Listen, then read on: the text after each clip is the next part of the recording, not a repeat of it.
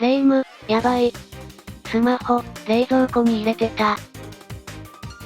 それはまあ、たまにある。いやいや、この前はリモコン持って外出しそうになったし。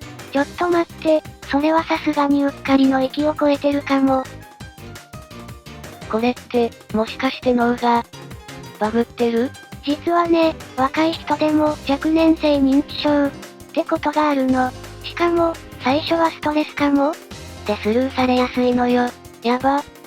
じゃあ年齢関係なく注意した方がいいやつ。そう。忘れ物、ミス、なんか変。って思ったら、ちゃんと知っておくべきね。認知症は、他人事じゃない。